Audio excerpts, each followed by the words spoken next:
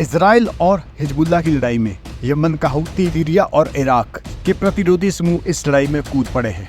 लेकिन इजराइल की इस जंग को लेकर एक रणनीति है जो पूरे मिडिल ईस्ट का समीकरण बदल सकती है। असल में जो बात है वो ये है कि ईरान ने इजराइल के लिए मिडिल ईस्ट में एक जाल बिछाया है जिसमें तेल अवीव बुरी तरह फंस चुका है, जिसकी शुरुआत हुई थी 7 अक्टूबर 2023 को हमाम के हमले के द्वारा। उस टाइम इजराइल ने एक बयान दिया था कि हम सांप का फन कुचल देंगे, जिसने भी ये हमला करवाया है। असल में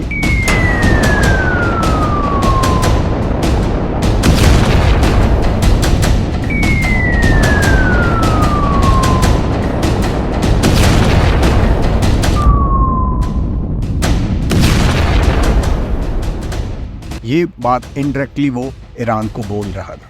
जी हाँ, इजराइल का ये इशारा ईरान की तरफ था।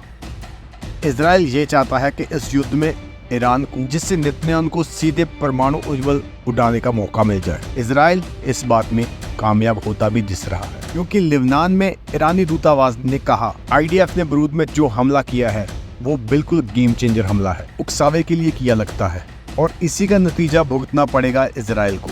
और ईरानी दूतावास ने कहा कि इजराइल ने एक बार फिर घनी आबादी वाले इलाकों पर हमला करके अपने झूठे तर्कों को उचित ठहराने की कोशिश की है। में कोई शक नहीं है कि ये निंदनीय अपराध है। ये लापरवाह व्यवहार और एक गंभीर वृद्धि का प्रतिनिधित्व करता है और ये खेल के नियमों को बदलता है। इसके अपराधी को उचित रूप से दंडित और अनुशासित किया जाएगा। वहीं हिजबुल्लाह ने कहा है कि विरुद्ध के दक्षिणी उपनगरों में नागरिक भवनों में हथियारों या हथियारों के भंडारों की मौजूदगी के बारे में इजरायली कब्जे के झूठे दावों का खंडन करता है।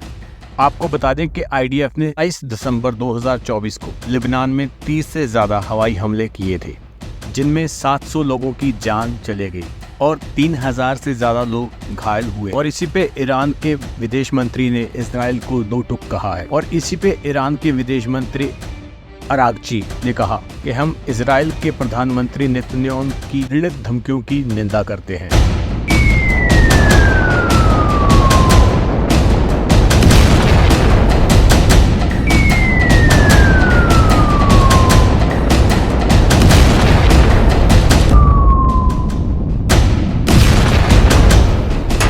जिन्होंने संयुक्त राष्ट्र के संबोधन में धमकी दी, उनका देश ईरान पर हमला करने के लिए सक्षम है। ऐतिहासिक शर्म की बात है कि हत्यारा संयुक्त राष्ट्र में आने, अपने घृणित झूठ और अन्य राज्यों पर आक्रमण करने और अधिक लोगों को मारने की अपमानजनक धमकियां के साथ महासभा को जहर देने की हिम्मत रखता है। आपको बता दें कि इससे पहले बेंजामिन नेतन्याहू संयुक्त राष्ट्र में संबोधन करने गए थे, जहां पर उन्होंने ये कुछ कहा था जिसके बारे में ईरान के विदेश मंत्री ने बोला है। पर ही उन्होंने खुले तौर पर ईरान को हमला करने की धमकी दे दी थी। इसी प्रकार देखें तो एक बड़ी बात है कि ईरान सीधे तौर पर इस हमले आगे आने की कोशिश नहीं कर रहा, फिर पीछे से वो उन सभी को हथियार प्रोवाइड कर रहा है। इजरायली ताकतों को खत्म करने के लिए उत्पन्न हो रहे हैं।